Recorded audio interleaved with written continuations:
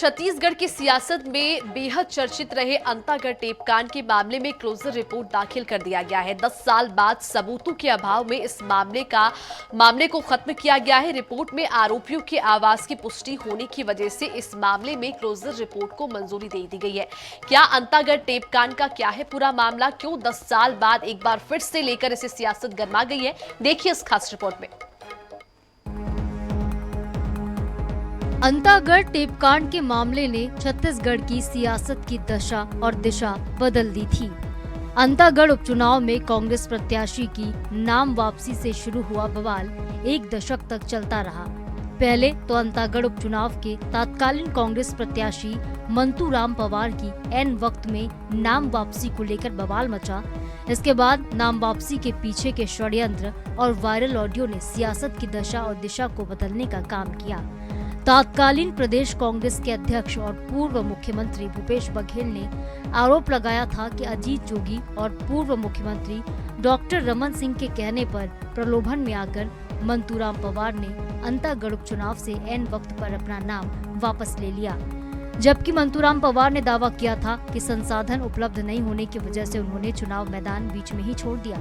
अंतागढ़ टेपकांड के जिस वायरल ऑडियो मामले पर क्लोजर रिपोर्ट पेश की गई है, उस ऑडियो के सामने आने के बाद ही तत्कालीन कांग्रेस विधायक अमित जोगी को बाहर का रास्ता दिखा दिया गया था। साथ ही पूर्व मुख्यमंत्री अजीत जोगी के खिलाफ भी कांग्रेस ने प्रस्ताव पारित किया। इसी के बाद 2016 में अजीत जोगी ने कांग्रेस से अलग होकर अपनी अलग ही पार्टी बना ली और छत्तीसगढ़ की सियासी तस्वीर पूरी तरह से बदल गई। 2018 के चुनाव में ये एक बड़ा मुद्दा रहा। प्रदेश में जब कांग्रेस की सरकार बनी तो इस मामले की जांच भी शुरू की गई। पंडरी थाने में अमित जोगी, अजीत जोगी, डॉक्टर पुनीत गुप्ता, पूर्व मंत्री राजेश मूणत के खिलाफ केस दर्ज किया गया। एसआईटी ने भी मामले की जाँच की। मामले से जुड़े लोगों के वॉइस सैंपल भी लिए गए, लेकिन वायरल ऑडियो में आए आवाज से इसकी पुष्टि नहीं की जा सकी। इस वजह से अब इस पूरे मामले को ही खत्म कर दिया गया है। अंतागढ़ टेपकांड में क्लोजर रिपोर्ट के बाद प्रदेश की सियासत 10 साल के बाद फिर से गर्मा चुकी है। अंतागढ़ टेपकांड के सूत्रधार और तत्कालीन कांग्रेस के प्रत्याशी मंतूराम पवार जहां इस मामले में खुद के ऊपर लगाए गए आरोपों के खारिज होने पर न्याय मिलने की बात कह रहे हैं, तो वहीं कांग्रेस इस मामले में प्रकरण से जुड़े लोगों को बचाने का आरोप बीजेपी पर लगा रही है। दूसरी ओर उप मुख्यमंत्री अरुण साव का कहना है, कांग्रेस सत्ता के लालच में जिस तरह से षड्यंत्र किया करती थी, इस कांड से उसका पता चलता है। 2014 में मंतूराम पवार ने अपना नाम वापस लेने का कारण मैं इसके पूर्व में भी कहा, आज भी कहता हूं, क्योंकि 3-4 इलेक्शन में लड़ चुका।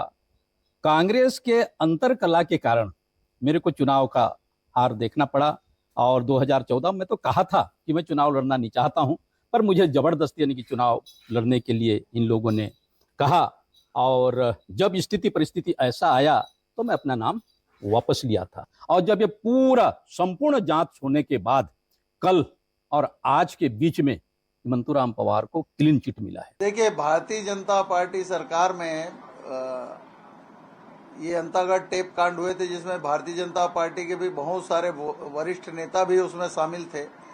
तो अब उसका क्लोजर रिपोर्ट प्रस्तुत हुआ है, तो निश्चित रूप में उन लोगों को क्लीन चिट तो दिया ही जाना था। देखिए, ये तो आप सबको बखूबी पता है सत्ता के लिए किस हद तक कांग्रेस जाती है, ये सबको पता है। अंतागढ़ टेपकांड ने छत्तीसगढ़ की सियासत को लंबे वक्त तक प्रभावित किया। इस टेपकांड के बाद जनता कांग्रेस छत्तीसगढ़ के रूप में एक नए राजनीतिक दल का उदय भी हुआ, लेकिन 10 साल बाद इस मामले में क्लोजर रिपोर्ट ने नाम वापसी के लिए लेन देन और दबाव समेत तमाम आरोपों को ही खारिज कर दिया। इससे मंतूराम पवार समेत कई सियासी चेहरों को जहां राहत मिली, तो वहीं भाजपा को कांग्रेस पर तंज कसने का एक और मौका मिल गया है, जबकि कांग्रेस का हाथ 10 साल के बाद एक बार फिर से खाली नजर आ रहा है। गौरव शर्मा, रायपुर, INS 24/7।